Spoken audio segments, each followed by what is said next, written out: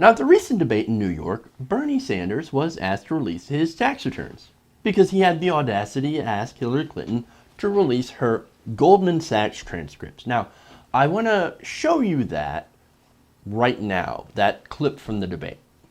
I've been asked for weeks and weeks to release your tax returns. Well, I think we got one that's coming out tomorrow. Which one? Last year's. 2014? Yes. What about 2013? All yes. the other ones? Yeah, look, I don't want to get anybody very excited. They are very boring tax returns. No big money from the speeches, no major investments.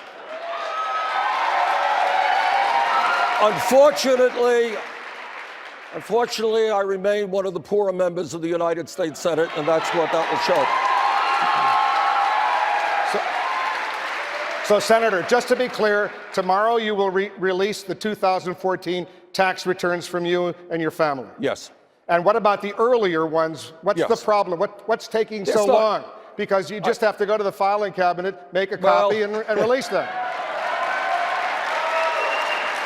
Well, the answer is, what we have always done in my family is Jane does them, and she's been out on the campaign trail. We will get them out. We'll get them out very shortly. It's not a big deal. Gotta love the follow-up there from Wolf Blitzer. You don't see that very often, do you? It's kind of ironic how it's on the taxes, but anyway. So, according to the taxes, how much did they make? Well, according to the returns, Bernie and Jane Sanders earned nearly $206,000 in 2014 and paid about $28,000 in federal taxes. Now, this is according to, as I said, to their release that was put out on Friday night. Now, the return also shows that they earned nearly $46,000 in Social Security benefits.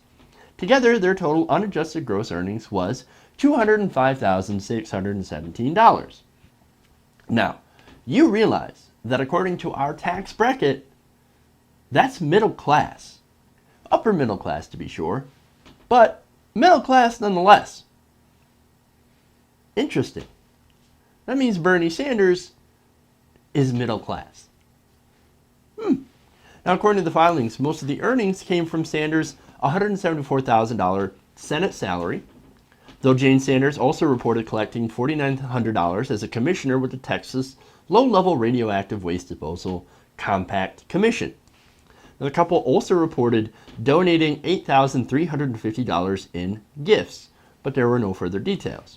Now, Sanders' net worth was estimated to be about $436,000 in 2014, according to the calculations by the Center for Responsive Politics, which ranked him number 81 on a chart listing personal wealth in the Senate. Now, let's compare that to Hillary Clinton, who in 2015 was worth, by herself, $31.3 million. Now, combine that with her husband, Bill Clinton, and that goes up to $111 million. But don't worry, everybody. She understands this. I mean, she even took the subway. So here's the thing, right? Here's the most interesting part about this is that Bernie Sanders in 1 year made less than Hillary Clinton made in 1 hour speaking for Goldman Sachs. Now, of course, some of you might say that they were just paying her to get her vast insight on the world of banking, right? Has nothing to do with her big name or her time in the Senate and her earlier attempt to run for president in 2008.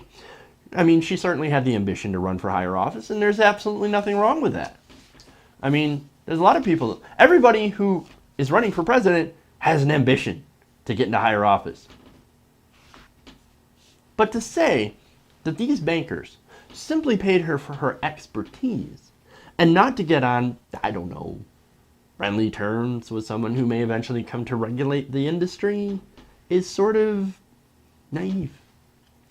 That's kind of why we want to see the transcripts. Now, the transcripts, they may be totally benign, or they may not be. What she says could be totally consistent to what she said about the banks in her campaign, or they might not be. What we want to know is if they paid her for access, and in return, she might think about going easy when it comes to regulating the industry. See, here's the thing, right? She says that she doesn't want to break up the banks unless they're a systemic risk. Well, truth is, they already are. The banks are now larger than before 2008. And look, Dodd-Frank, for all the shit that I give Dodd-Frank, it does give regulators the ability to break the banks up. You just have to appoint regulators that are willing to pull the trigger. Something that President Obama has not done. Now, Bernie Sanders will, but can you say the same for Hillary Clinton? Or, the question is, will she fill up her cabinet with people who are industry insiders? Maybe those who have donated to her campaign. That's what's so important about the Goldman Sachs speeches. And that's actually why I'm glad she asked him to release his tax returns, to contrast how different they really actually are. Think about it. So there's someone who's worth over $30 million by herself who says she's fighting for you versus someone who is actually middle class fighting for the middle class. I think on that, the difference is pretty clear.